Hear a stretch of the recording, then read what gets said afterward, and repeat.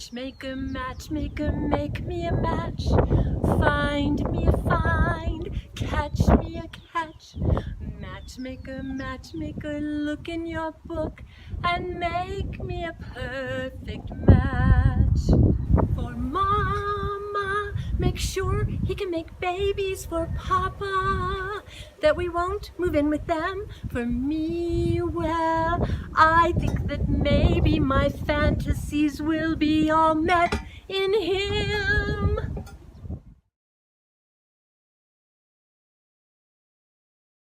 Hello friends, and welcome to the Truth Booth. Well, if you don't know me, you'll probably soon find out that I am a lover of all things theater, musicals, old movies. So I hope you enjoyed that.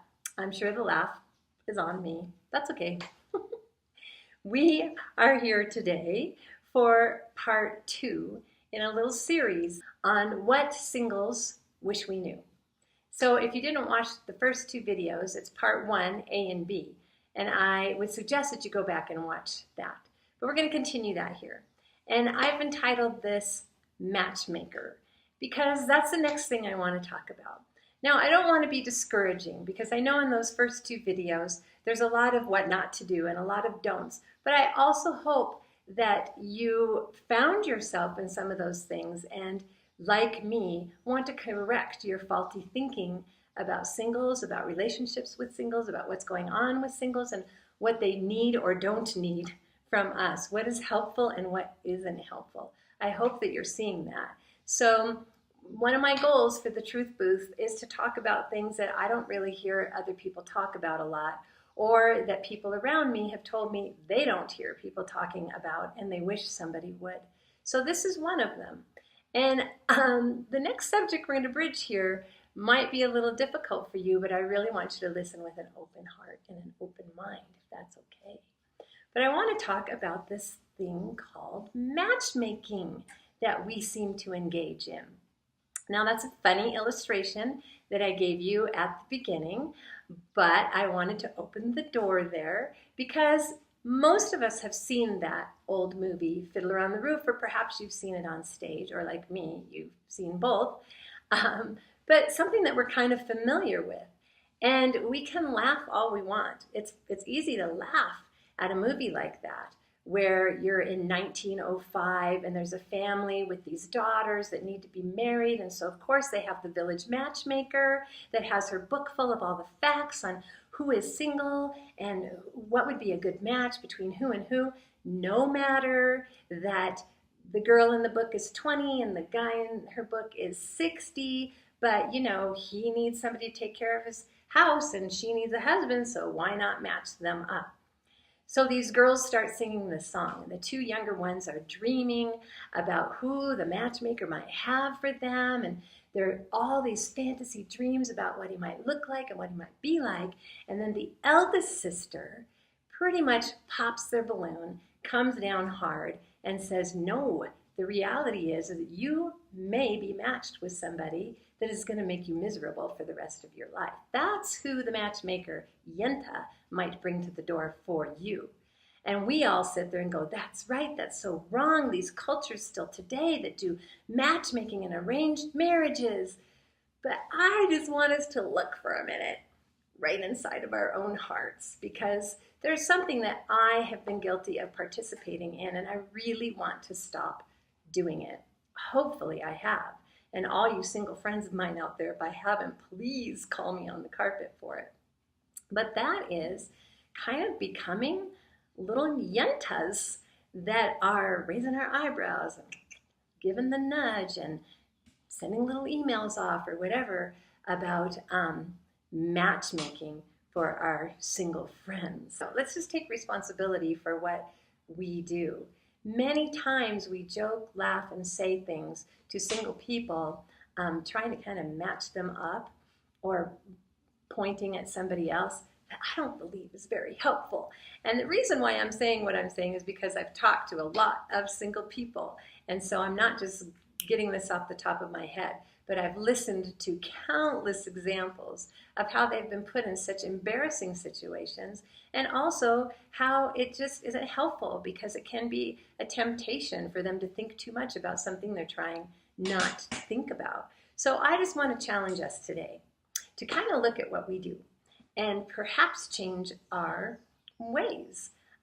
I don't know that this is just normal fun, this thing we do. Pointing out different people, or maybe this one would work, or have you thought about this one, or that guy's sure cute. Just as that constant reminder is like, why are you trying to fix me? Am I not good enough the way I am? Even if I've shared with you that my heart longs to be married, really it's not helpful for you to be pointing out every eligible guy, or to guys pointing out every eligible girl to me. Let me just tell you some of the things that single people have told me that makes them feel like. Do you know how many times that I've witnessed a guy here and a girl here, and somebody saying out loud in front of both of them, like, hey, have you two ever thought about? Seriously, people, that is embarrassing. Talk about awkward. I've heard from single friends that kind of thing also reinforces in them their lack of value, that it just continually sends a message to them that really everybody's so concerned about them getting married that they really don't have a whole lot of value as a single person, so we're always trying to fix that.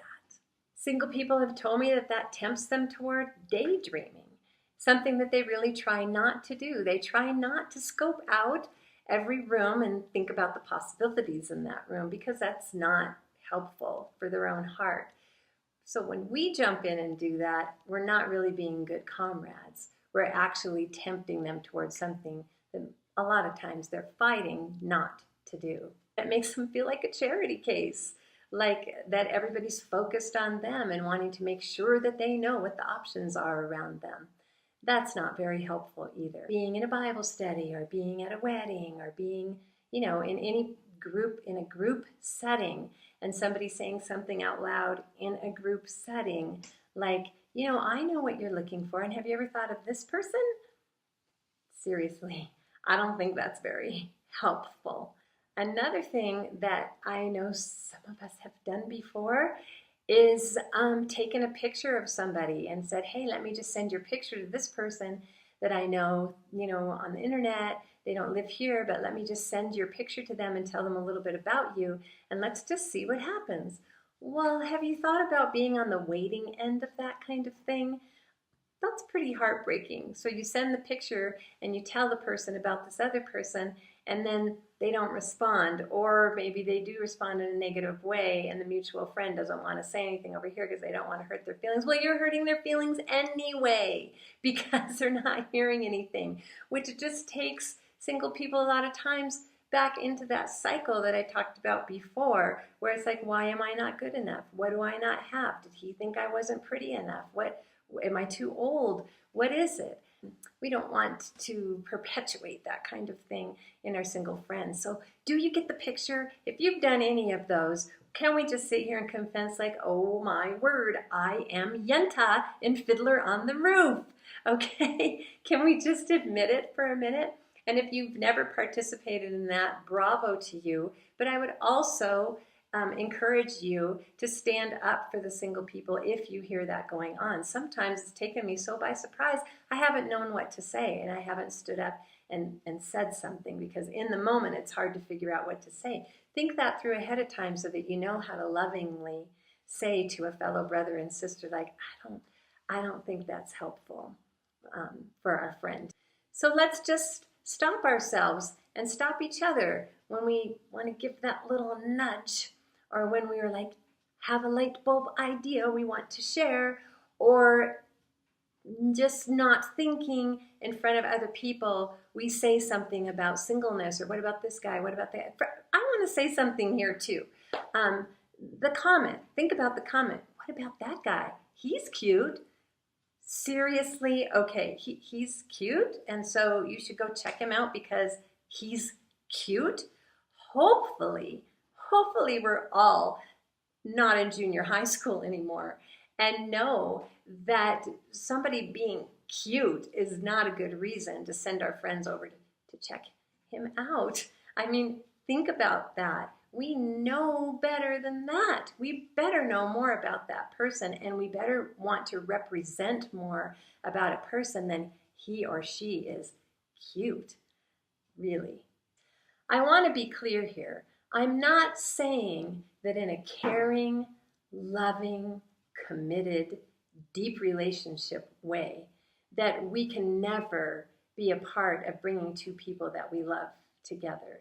That is a glorious thing, but it is completely different than what I'm talking about. What I'm talking about is the same thing that we did in junior high, where one person writes the little note, and then I'm going to be the deliverer of the note, and I'm going to take it over to the guy, and he's going to open it, read it, and check the box, yes or no, do you like me, send it back with me, and I'm going to go back to my girlfriend, and we're going to talk and giggle about it, okay? We're so far beyond that. That's what I'm talking about. It's just the mindless, brainless things that we say that maybe we're trying to be helpful, and maybe we're trying to ease the pain of our single brother or sister. But I'm just pointing out that I don't think that's a very mature thing to do, and I don't think it's very helpful.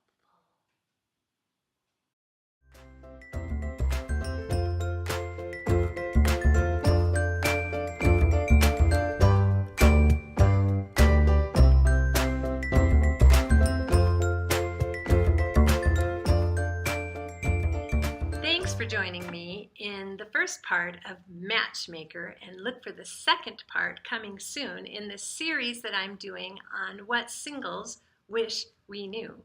And please comment below, especially singles. We'd love to hear your comments. Tell us what you think about all this. Add to what I'm saying. We'd love to hear you. So look for part 2 to the Matchmaker. See you next time.